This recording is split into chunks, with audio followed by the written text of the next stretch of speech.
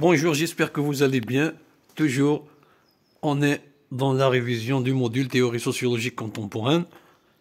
Eh bien, en principe, c'est la dernière vidéo, c'est la dernière révision de la dernière partie du dernier cours du premier semestre. Voilà. Donc ici, on va voir les points essentiels de la théorie d'ethnométhodologie. Et on commence. Les fondements théoriques de l'ethnométhodologie. 1. L'ethnométhodologie selon Garfinkel ne doit pas être conçue comme une méthode spécifique à l'ethnologie, ni comme une nouvelle approche méthodologique, mais comme un projet scientifique visant à analyser les procédures que les acteurs utilisent pour mener leur action qu'ils accomplissent quotidiennement. Ici, voilà. Dans le cas où il y a une question sur l'ethnométhodologie. Donc, retenez bien que l'ethnométhodologie, selon Garfinkel, n'a rien à voir avec l'ethnologie. Voilà, ça c'est un. Et ce n'est pas une approche méthodologique, ce n'est pas une méthodologie de recherche, comment faire la recherche, etc. Voilà, mais c'est une théorie, c'est une théorie. C'est un projet scientifique, c'est une théorie, un projet scientifique qui vise à analyser, comme on l'a dit, les procédures intellectuelles, les raisonnements que les acteurs utilisent.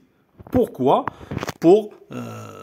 Ici, c'est écrit pour mener leurs actions ou pour donner sens à leurs actions qu'ils accomplissent quotidiennement. Voilà. L'ethnométhodologie, c'est une théorie sociologique.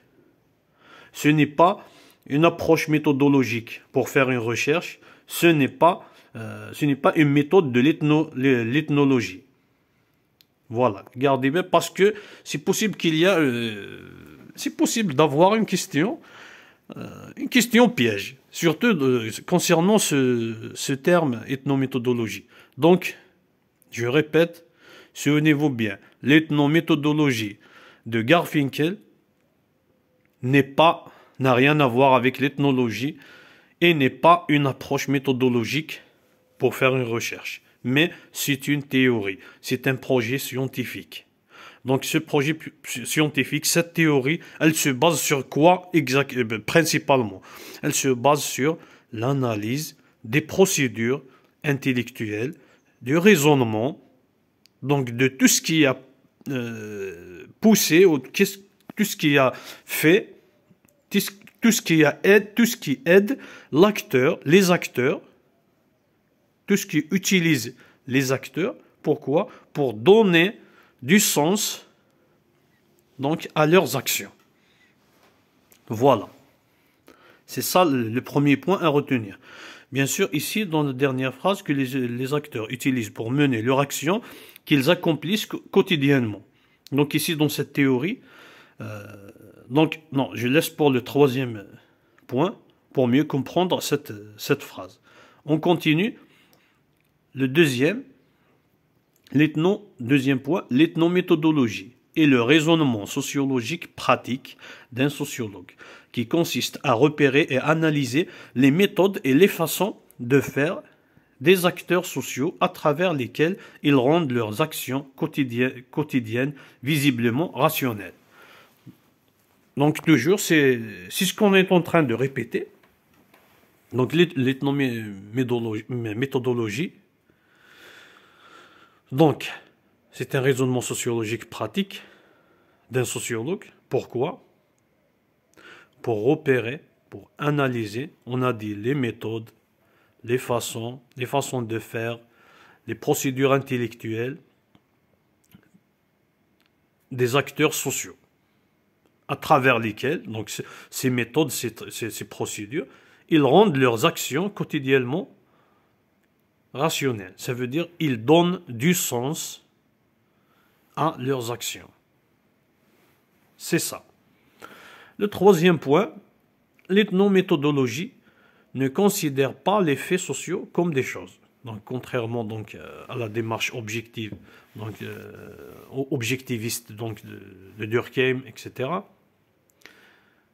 l'ethnométhodologie ne considère pas les faits sociaux comme des choses, mais comme des accomplissements. Ça veut dire, donc, ils s'inscrivent, bon, on ne peut pas dire que c'est une démarche individualiste, mais ça commence par l'individu. Bon, ça commence par l'individu, donc ses motivations, le sens que l'individu donne à l'action, et les procédures et les méthodes qu'utilise l'individu pour donner ce sens à son action. Ici, dans l'ethnométhodologie, donc le fait social est considéré comme donc, des acteurs. On a des acteurs, on a des méthodes donc, qu'ils utilisent pour donner sens à leurs actions. Ensuite, ils entament cette action et quand l'action est finie, donc c'est ça, ils accomplissent l'action. C'est ça le fait, toute cette démarche, c'est ça, donc le fait social, selon en se référant à l'ethnométhodologie. Voilà, donc il y a un acteur, il y a des méthodes qu'il utilise pour donner du sens à son action, il fait son action, il termine son action, ou il accomplit son action. C'est ça le fait social, quand on se réfère à l'ethnométhodologie. Voilà. Donc on continue de lire la suite pour voir s'il y a quelque chose de plus. Donc on a dit l'ethnométhodologie ne considère pas les faits sociaux comme des choses, mais comme des accomplissements. Voilà. On a compris ce que c'est. Tâches et rôles pratiques qui sont le produit de l'activité des acteurs, voilà, en mettant en œuvre des savoir-faire, des procédures, des règles de conduite et des méthodes pour les réaliser. Voilà, c'est ce qu'on est en train de dire depuis donc, cette vidéo et la vidéo précédente. Donc, voilà, c'est la dernière vidéo donc, concernant la théorie sociologique contemporaine du premier semestre. Je vous souhaite bonne chance aux examens et souvenez-vous bien surtout de ce dernier cours, de cette dernière partie. Souvenez-vous bien, il ne faut pas tomber dans le piège dans les cas où il y a une question sur l'ethnométhodologie. Dans les cas où il y a une question piège, donc souvenez-vous que l'ethnométhodologie n'a rien à voir avec l'ethnologie, n'a rien à voir, et ce n'est pas aussi une méthodologie donc, à suivre dans une recherche. Par contre, c'est une théorie, c'est un projet scientifique de Garfinkel, donc qui se base principalement à comprendre les procédures, les méthodes, les procédures intellectuelles, les méthodes, le raisonnement que les acteurs utilisent pour donner un sens à leurs actions. Donc, j'espère que ces vidéos donc, vont être utiles, du moins à quelqu'un ou à quelques-uns. Je vous souhaite bonne chance et confiance en vous et à la prochaine. Merci.